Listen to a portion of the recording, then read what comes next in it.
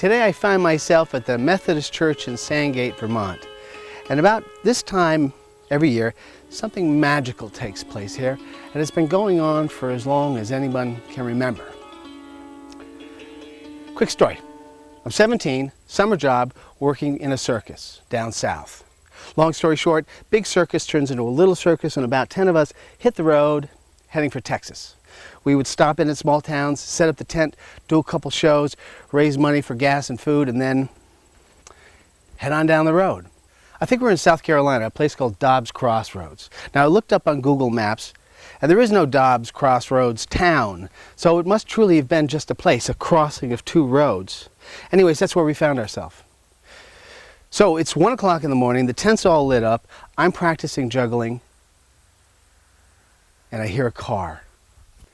You're always wondering what could be climbing out of the car. So I've got my tent stake in my hand and I'm waiting. Here's what got out of the car.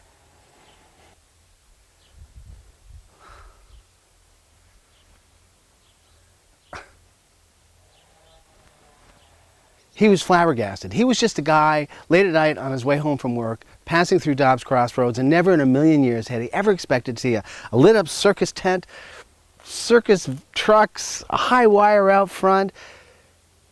It just flabbergasted him. And that's how I feel about what happens here once a year at Sandgate. You just wouldn't expect to find it in a town like this. It's a mountain town. You can't get there from here. But every once in a year, a bit of magic happens. Okay, so we got a lot to do. We got to unpack. We got to get busy. Let's do this thing. The company was started in 1975 I was one of the founders. There were 6 of us who had gone to Bennington College, and we started, most of us graduated in 74, and we started meeting that fall. We had an idea of doing theater in rural communities where there wasn't much of in the way of live theater, and we had a lot of long meetings and discussions and arguments about the best way to connect with people. Why puppets? Yeah, that was when we started working with Ralph. After that, we were like, you know what? We need to reach out. We need to do a little more work to connect with people. And most of us knew Ralph because he had done a wonderful big outdoor theater piece on our campus at Bennington our senior year, and so we talked to Ralph starting that fall of '75. Now, did Ralph initially tell you to piss off, or? No. Oh, no, I'm kind of excited. I became interested in the project. And so,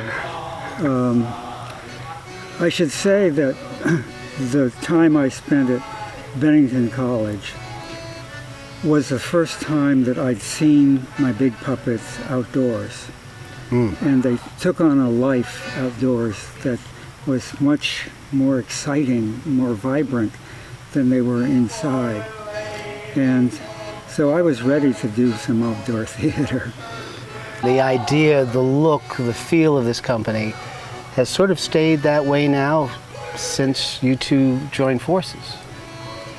Yeah, we've learned a lot and things have modified, but the basic formula of conjuring up a show taken from mythology or folklore for the most part and bringing it to a place on the grass and sharing that space with our audience, it worked really. It was we didn't know if it would work. 1970, the summer of '76 was our first outdoor tour, and we had no idea. But it was quite clear very quickly that it was gonna make sense. Is that first night seared in your brains, or has that sort of lost with time? No, it's pretty vivid memory.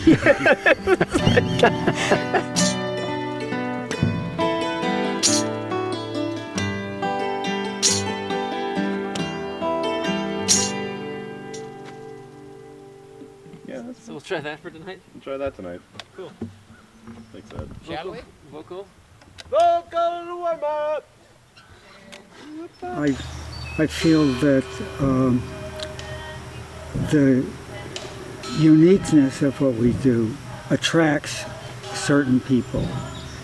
And a lot of our audience has been with us for many years. Right. Because we've gone to the same towns each year. Once they're with us, they're with us.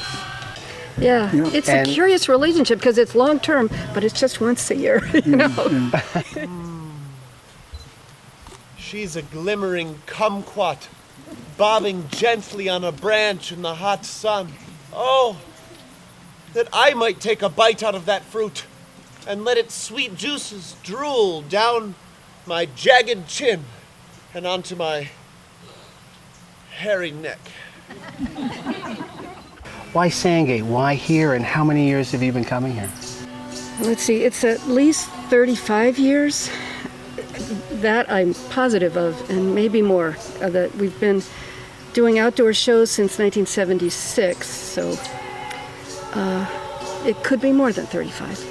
But we never would have discovered it if it weren't for meeting a painter named Carl Stuckelin who lives here, or who lived here. Once you've found this place, Yeah. You want to come back. you do want to come back. That's Interesting. exactly what happened to us once Carl said, you should come and see. And once we did, Right. you know, It's a really kind of perfect space because it's so quiet here. Yeah.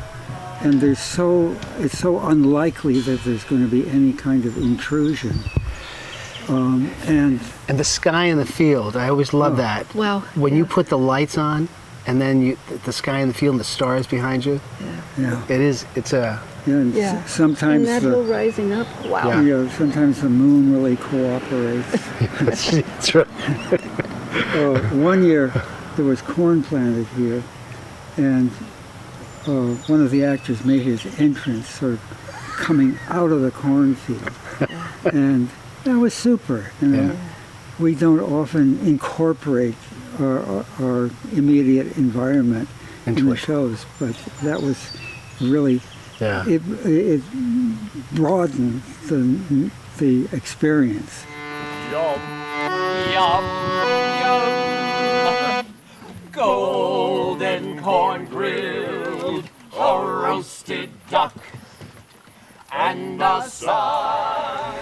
All these years, at the end of the show, you bring out that hat. Is this town generous?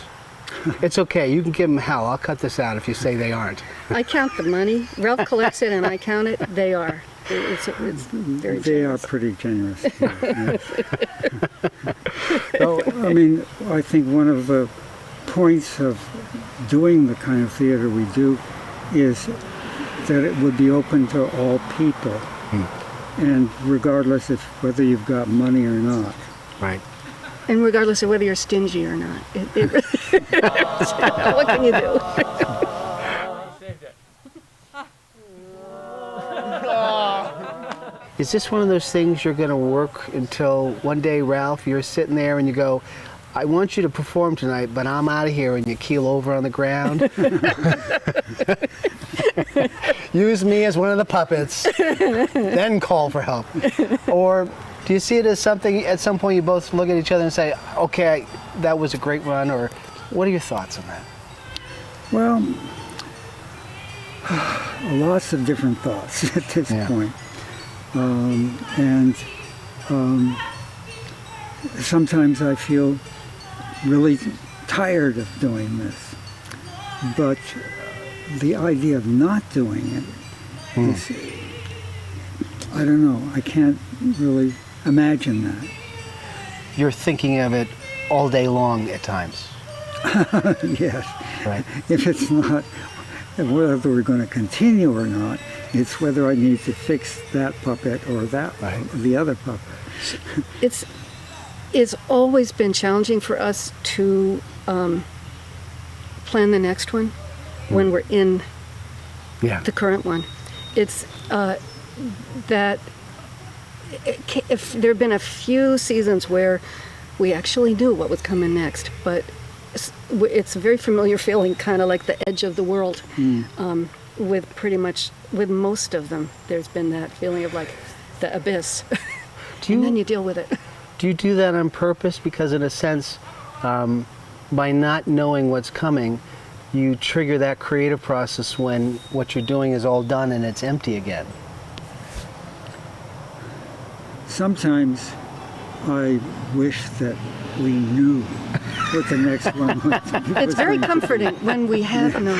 It's kind of like It's money like in a the bank. paycheck, is that what you're saying? Exactly. Of light, we are royal birds of the east, and we soar above all and see it how it is, and see it how it is. I realize the arrival of a theater company in Sandgate every year is something I take for granted now.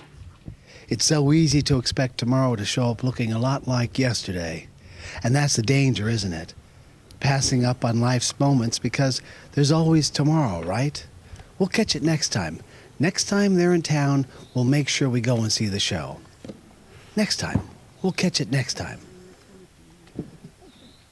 This is Haas for GNet News, and I'll see you next time too. Right?